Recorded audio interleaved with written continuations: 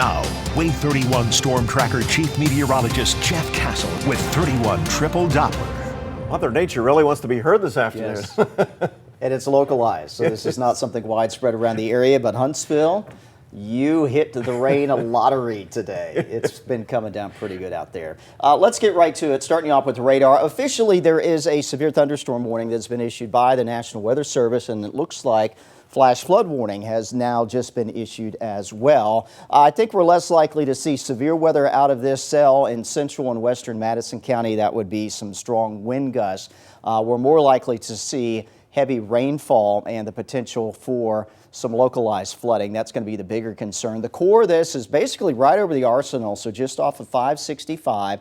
That warning goes until 5, but if I was a betting man, have a reasonably good feeling it may be canceled before that expiration time, as it is already showing some signs of becoming less organized, but nonetheless just passing along that information to you. Other heavy downpours, the northeast side of town, some thunder and lightning with that, and the problem is that this activity slow moving. It's dumping very heavy rainfall, and when you have a slow-moving storm, that can cause the water to pile up very, very quickly. We'll kind of expand the view, and again, not necessarily widespread, and most of the other activity we have around the area is quite limited. Small showers northwest of Athens, a couple thunder and lightning bolts with that. We take into northeastern parts of Jackson County, a little bit of a cluster of thunder shower activity here, and then again, it is just kind of hit and miss elsewhere around the area, largely driven by afternoon heating. So as we head into the evening hours, most of this is going to fade away pretty quickly.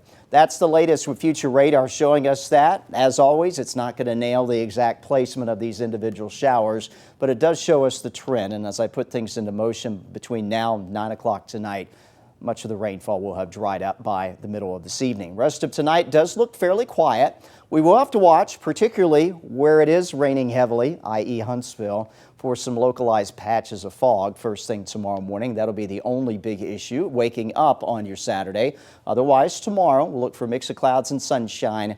Limited shower activity tomorrow. Little energy in the atmosphere coming through today, combined with that daytime heating leading to the rainfall.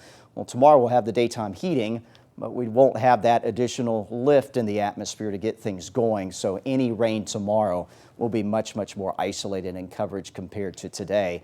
And that'll be the trend heading into your Sunday as well. Story for the weekend, hot and humid. 95 Saturday, same on Sunday. Those rain chances go down to 20% or less for both days. We do keep the humidity around though, and as a result, feels like temperatures back above 100, maybe flirting with heat advisory range by the beginning of next week. There are heat advisories in effect just to our south from Birmingham southward, so close enough. We will have to watch that for the next several days with the possibility of some of those heat advisories coming back due to these higher feels-like numbers, so just keep that in mind. Changing gears, let's get you caught up on the tropics. Finally have our first hurricane of the Atlantic hurricane season. That was Aaron. It was upgraded earlier today. Meteorologist Grace Anello was telling you about that on our midday show. 75-mile-per-hour sustained winds moving west at 17, close to the islands here that make up the eastern and northern Caribbean. But the center of Aaron is likely to stay out to sea. So just some glancing impacts there to some of those Caribbean islands. It is going to see steady strengthening by tomorrow afternoon. Sustained winds over 100. Category 3 by Saturday night. And the latest forecast has us reaching Cat 4 strength east of the Bahamas. The good news is, quick turn to the north should keep it off the east coast. Now there will be some dangerous surf and some potentially hazardous riptides up and along the eastern seaboard. But as far as the core of this storm, looks like it is going to stay out to sea. So that is some fantastic news, being that that one is likely to be a powerful one there in the western Atlantic. For us overnight tonight, we dry things out. Partly cloudy. We'll watch for some patches of fog.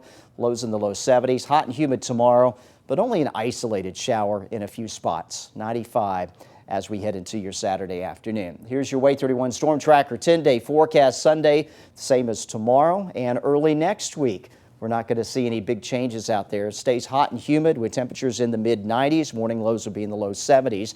Late next week, kind of thanks to Aaron, we are going to switch around to a northerly flow here back across the Tennessee Valley. That will bring in a weak cold front. I hate to call it a cold front because we're only going to go back into the upper 80s, but I guess that's better than the mid 90s.